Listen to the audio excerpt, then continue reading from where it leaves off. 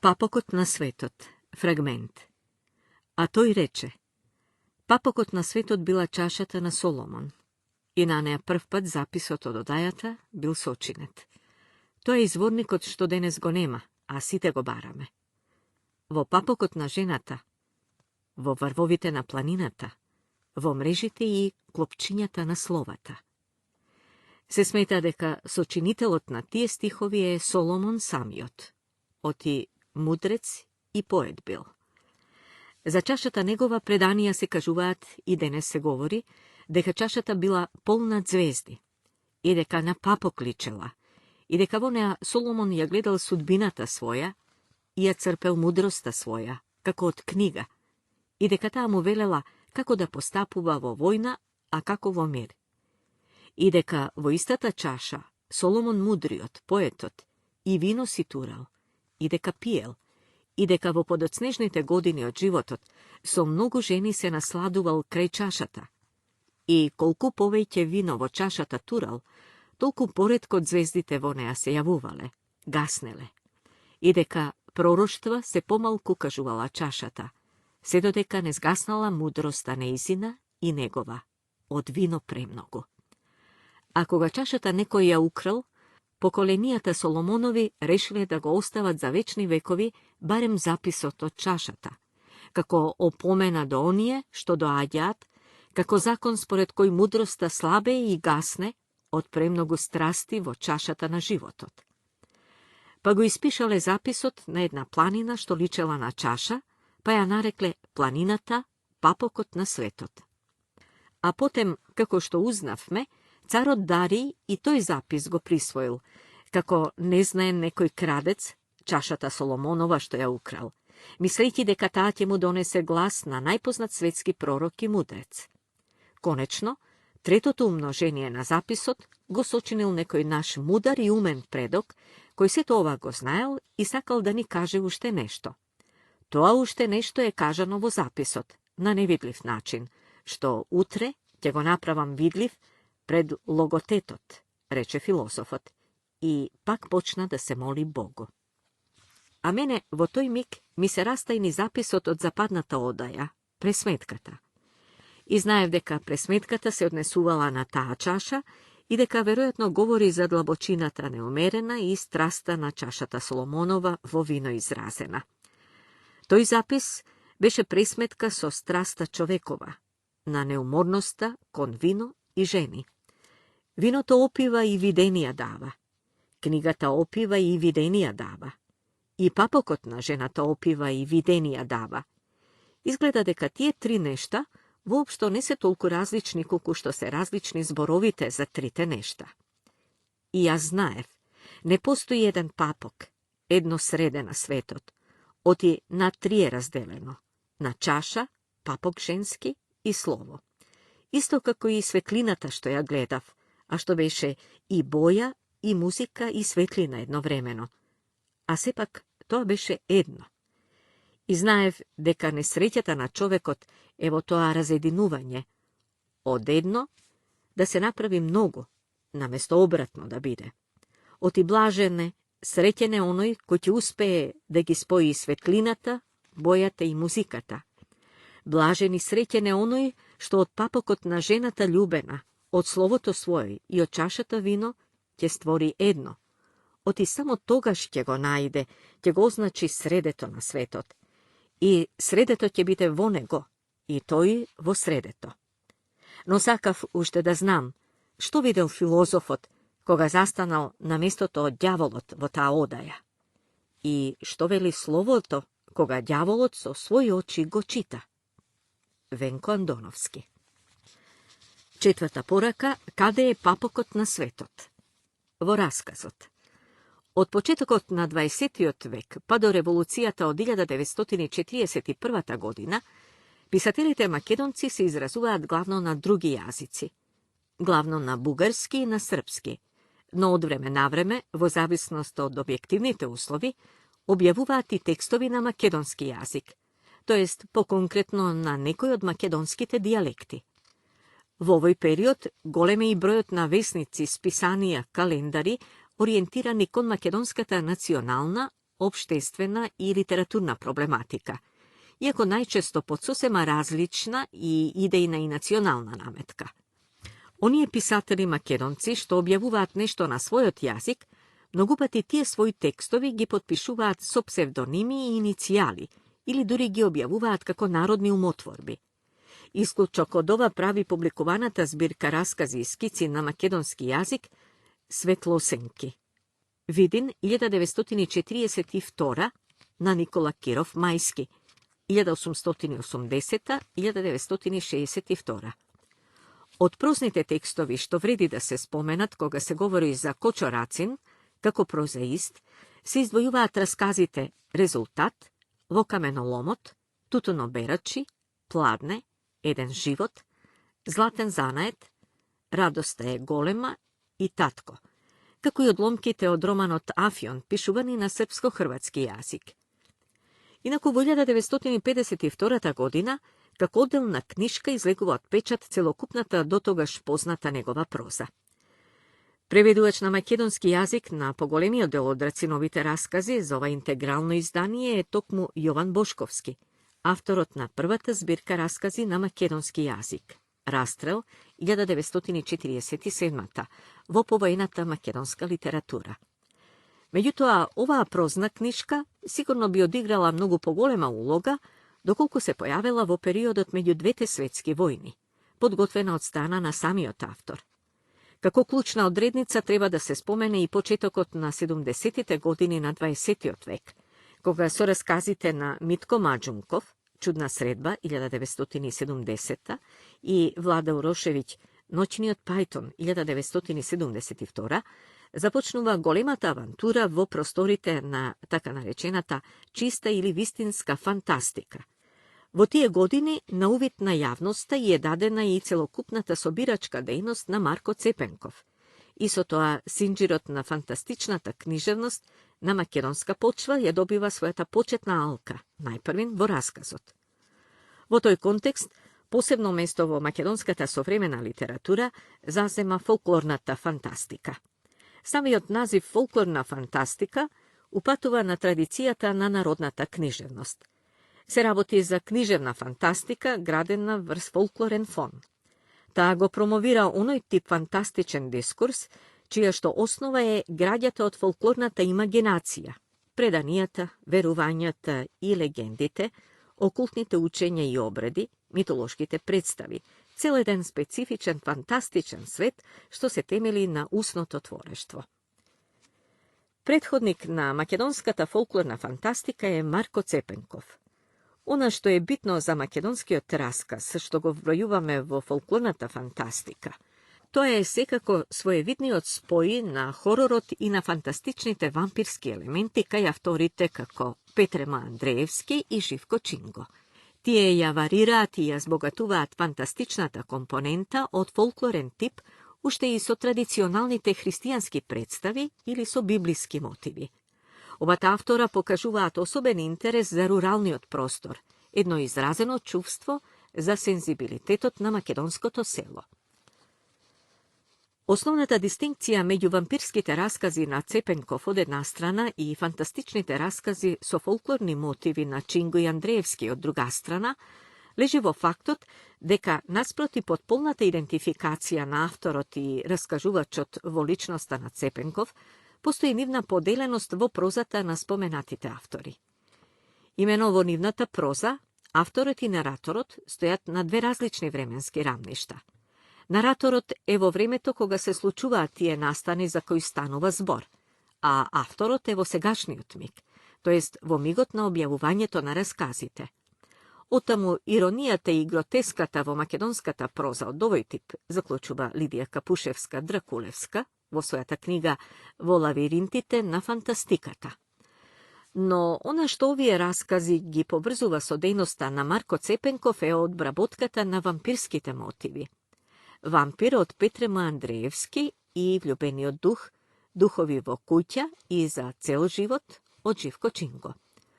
Уште побогат и поразновиден арсенал на митски суштества од народната демонологија користи Васе Манчев, Караконџула, Русалки, Ќелав змеј. Во македонската литература, конкретно на 70-тите, во периодиката и во почетокот на 80-тите, цела генерација млади раскажувачи ги прифаќаат Борхесовите фантазмагории како извор на инспирација. Александар Прокопиев, Драги Михајловски, Димитрije Дурацовски, Крсте Чачански, Јадранка Владова. Новата генерација прозаисти со постмодернистичка определба не се надоврзува на постоечката домашна традиција. Така таа ја продолжува линијата на отпор спрема традицијата на реалистичкото писмо, започната уште во рамките на модернизмот, и се определува за своевидна поетика на мултимедијалност, барајќи контакти со други медиуми. Литературата треба да се нахрани со фотографијата, филмот, стрипот, рок-музиката, телевизијата, вели Прокопиев во својата поетичка програма во вид на дневнички запис под наслов «Антиупатства за лична употреба» од збирката «Младиот мајстор на играта» 1983. Преку овој негов став се антиципира и теоријата на Умберто Еко за отвореноста на секое книжевно дело, што од своја страна води до деканонизација на раскажувачкиот жанр.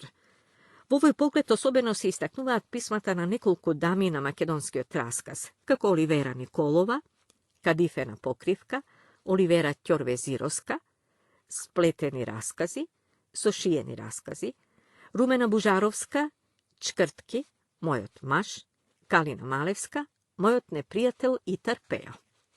Во романот, првата посериозна студија или скицата за студија која проговорува за развојот на македонскиот роман и пошироко за македонската проза, ја дава Александар Спасов во 1970-71 година за развојот на македонскиот роман во истражување и коментари, Скопје 1977. Од таа перспектива, македонскиот роман има сосема куса историја и затоа тој е еден од најмладите литературни жанри кај македонците. Исте случајот и со македонската проза во целина. Имено таа, со известни мали исклучоци, е чедо на најновиот период на македонската литература. Село зад седумте јасени од Славко Јаневски.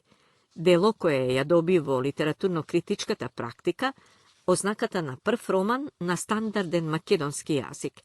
Се појави во 1952. И самата сложеност на романот, вели Спасов, придонесува за забавувањето на неговата појава. Тешкотиите се наголемуваат и поради фактот што токму во периодот од 1945 до 1950 се поставуваат и основните норми на најмладиот словенски литературен јазик.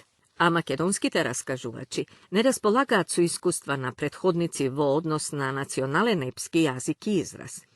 Меѓутоа, повојните 2,5 децении од тогашната перспектива на Спасов се исклучително значајни и плодоносни во историјата на југословенскиот роман.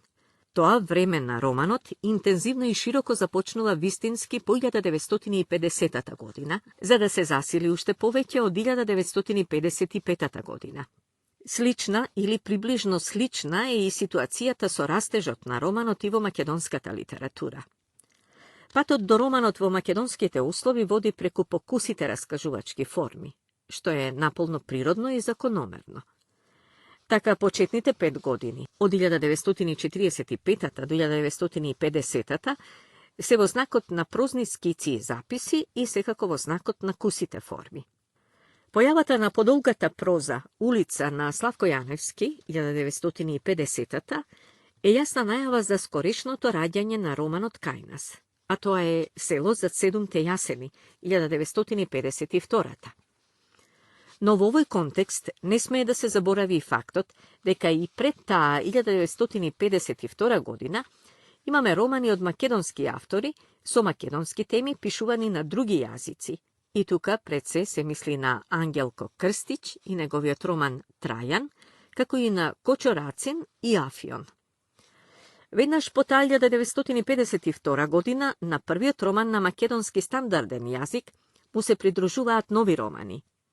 Крпен живот од Стале Попов 1953 и Арамиско гнездо од Ѓорѓе Баџиев 1954. Занимлив е фактот дека првите два романа се од животот на село, Село зад седумте јасени, текот на колективизацијата, непосредно по војната. Крпен живот, животот кон крајот на 19-тиот и почетокот на 20-тиот век.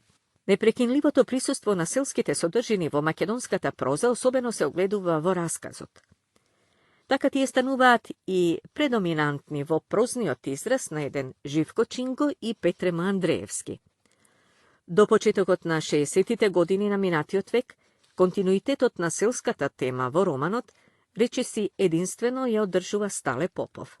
На крајот од оваа декада, таа наеднаш заживува со мощни силни импулси и врши масовен пробив. Белата долина од Симон Дракул, нешто подоцна и Тврдоглави од Славко Јаневски, Пиреј и Скакулци од Петре М. Андреевски. Но овој период од 20-на години развој на македонскиот роман го познава и така наречениот градски или урбан роман. Две Марии од Славко Јаневски, Кратката пролет на Моно Самоников од Димитар Солев. А се одбележува и со историскиот роман, како што се Пустина од Ѓорѓија Баџиев, Толе Паша од Стале Попов, Солунските атентатори од Јован Бошковски, но и со романот со специфично тематско подрачје, тоест роман што го представува животот и судбините, колективната и личната трагика на луѓето од Егејска Македонија, Ташко Ѓорѓиевски, Петар Ширилов. Во книгата на Христо Ѓорѓиевски, македонскиот роман од 1952 до 2000-та, Скопје 2002, се издвојуваат 5 типа романи што екзистираат во 5-деценискиот развој на македонскиот роман. Првата група ги опфаќа романите со елементарна романескна артикулација, во која авторот го прифаќа народниот раскажувач и страсно ја користи наративната шема на преданието. Такви се романите Село за 7 јасени, со квалификатив на роман на идеологизирана функција. Крпен живот, Толе Паша, Необично дете, романи чија поетика е подредена на народното творештво и мислење и затоа прозвучуваат како модификација на народната приказна, при што авторот како наратор се доближува до устниот раскажувач. Арамиско гнездо, кој се чита како обид за историски роман, и Солунските атентатори, акционен роман.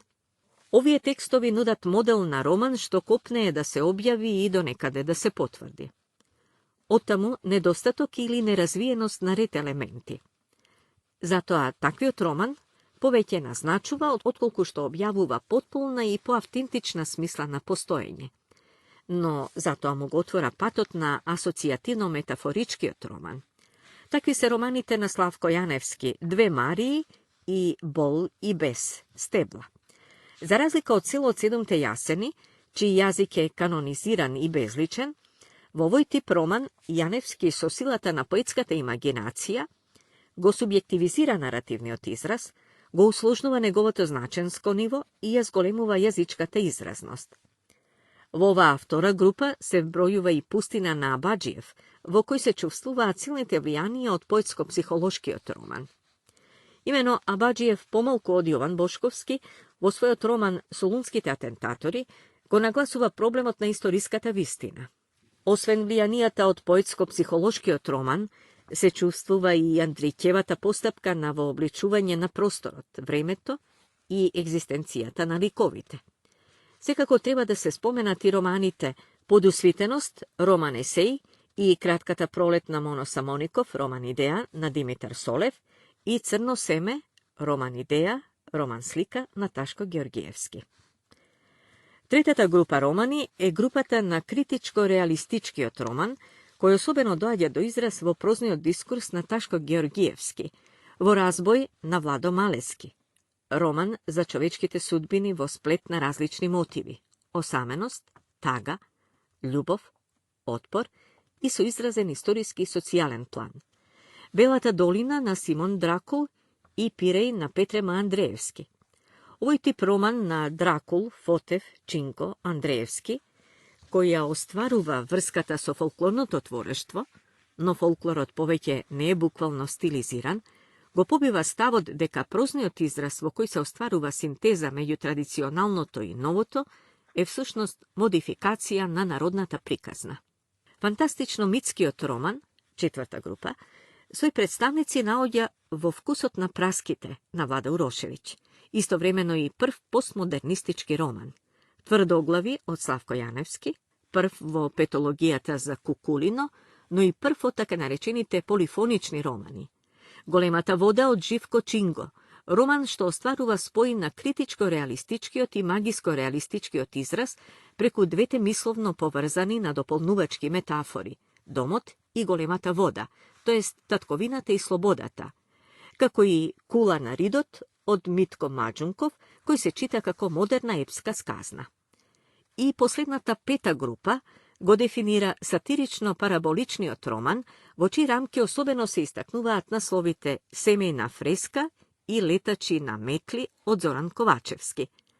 Последните 2 децении и особено последните години на минатиот век, македонската литература се збогати со неколку интересни и од гледна точка на нелинеарната, антихерметична и мултидимензионална наративна структура на вистина значајни дела. Со нив започнува експанзијата на интердисциплинарниот карактер во нашата современа литература. Пред се мисли на Париски приказни 1997 на Владо Урошевиќ и Инсомнија 2001 на Димитрije Дурацовски. Просторот на текстот го сечат 3 димензии. Во нив функционираат субјектот на писмото, примачот и контекстот. Тие заедно го распнуваат зборот во 2 насоки. Хоризонтална, која влече истовремено и кон субјектот на писмото и кон реципиентот, и вертикална, која зборот го поставува наспроти постоечкиот литературен корпус. Поинаку кажано, вертикалната оска ја градат текстот и контекстот, а хоризонталната ја формираат субјектот и реципиентот.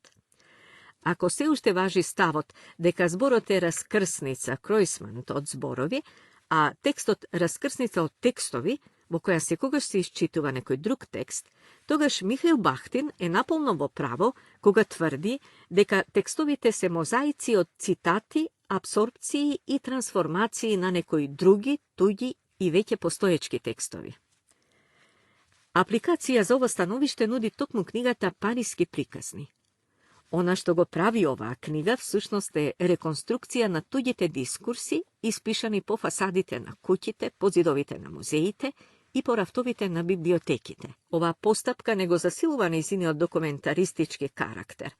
Тоа покажува отсуство на сиже, но затоа пак поседува нагласена тенденција кон фрагментарност и со тоа ја потврдува идејата за текстуално производство. Инаку може да се препознаат 2 модела на интертекстуален диалог. Едниот, посега, кон конкретни дела од минатото, остварувајќи препознатлив интертекстуален диалог во форма на цитат, алузија, полемика, травестија или пародија, како што е случајот кај Влада Урошевиќ. Вториот воспоставува однос со нешто поопшто. Се повикува на жанрот или на некоја стара книжевна конвенција, па збогатувајќи ја со псевдоцитати и мистификации, со специфични метатекстуални операции, ја урива илузијата за автономноста на книжевните дела, укажувајќи на нивната историчност и контекстуалност, како во прозниот дискурс на Славко Јаневски. Но и во двата случаја се работи за отворени хипертекстуални структури, кои ги искушуваат можностите на писмото. Двата случаја се применливи во Папокот на светот на Венко Андоновски и Разговор со Спиноза на Гоце Смилевски. Со тоа како да се враќаме назад, во ерата на александриската култура. Тоа значи дека нема веќе изворни писатели, дека литературата не постои повеќе надвор од литературата. Може би затоа идејата за постоење оригинални дела се чини анахрона, па дори и помалку наивна и безцелна. Во македонската проза се пишува се и сешто, впрочем како и во секој книжевен систем. Но во последно време, со либерализацијата на печатарската дејност, тој тренд е особено распламтен. Инаку во Македонија се пишува во 3 доминантни поетики – модернизам, постмодернизам и модернизам во постмодернизам, тоест модернизам по постмодернизмот. Овие практики се најприсутни и најмногу се јадат меѓу себе во внатрешниот простор на македонската проза. Како резултанта на напрегнатиот однос меѓу модернизмот и постмодернизмот во македонската проза се јавува творештвото на Венко Андоновски. Значи, Андоновски во своите последни прозни дела го зацрта она што некои теоретичари го нарекуваат модерна во постмодерната ili moderna po postmodernata, strategija so koja se ostvaruvat modernistički celi, so koristenje i na modernistički i na postmodernistički izrazne sredstva i tehniki. To je, znači, vo posljednjite nekoliko godini najuspešnata i najatraktivnata pateka po koja se dviži makedonskata proza. Tomislav Osmanli, Blaže Minevski. Druga pateka je istorijskiot ili zbunetiot ili incidentniot modernizam, kaj nekoj avtori koji go privlekuvatima nije to na makedonskata javnost. Petre M. Andrejevski, Dragi Mihajlovski so romanesknite dela vo posljednjive godini. Kole čašule. Tretata pateka je patekata na makedonski od postmodernizam. I tuka nekoliko avtori so pravo se zabeležani od javnosta. Dimitrije Duracovski, Ivan Džeparovski, Dragi Mihajlovski so razkazite, Aleksandar Prokopijev i osobeno majstorot na makedonskata humornost i groteska Ermis Lafazanovski. Inaku tvorečkata postapka na povećeto odniv je doveduvana vo vrska so sintagmata Borgesov šinel, vo smisla na postmodernistički manir od Borgesovski tip, čija poetika podrazbira erudicija, fragmentarnost, kolažna tehnika, alinearna naracija, polifonija, intertekstualne igri, retorički strategiji na pismoto. Vo toj duh se razkazite na Aleksandar Prokopijev. Ona što mu dava prepoznatljiv belek na njegovi otvorečki profil, to je opsednatosta i bezrezervnata privrzanost za urbanio senzibilitet.